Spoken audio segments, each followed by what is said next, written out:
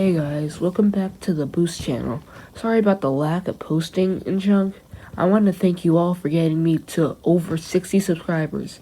Today we're going to talk about if there should be a third storybook game out of the Sonic games that were already made, which one deserves the title of might be the third storybook game.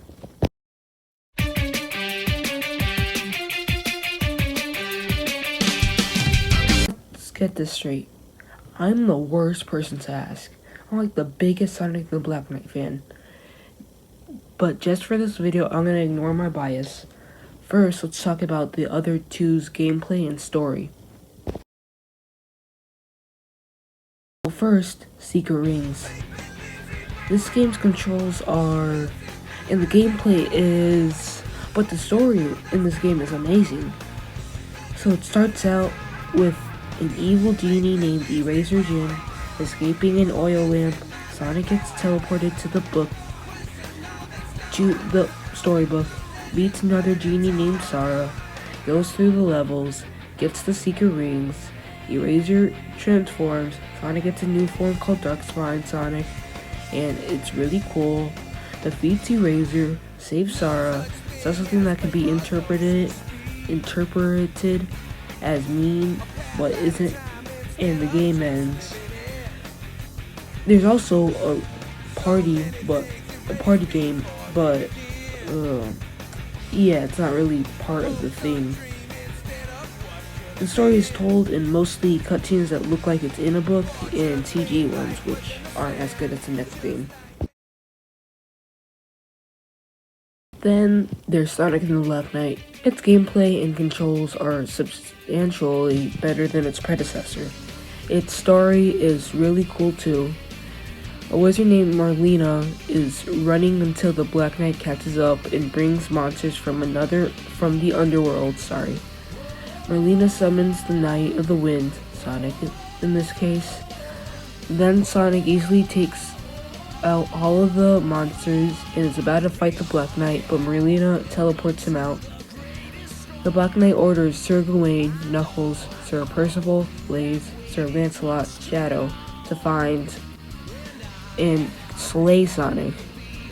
Marlena tells Sonic that the Black Knight was King Arthur and got corrupted by a sword. Sonic gets Caliburn and goes to the blacksmith, Tails, then goes to the Lady of the Lake, Amy. I also failed to mention that both of these games have their own versions of Sonic's friends. That kind of reminds me of Sonic Prime. Sonic beats Shadow, Knuckles, Blaze, but they were all pretty easy. By the way, Knuckles tried to off himself after Sonic won. I just don't know why they put that in the kids game.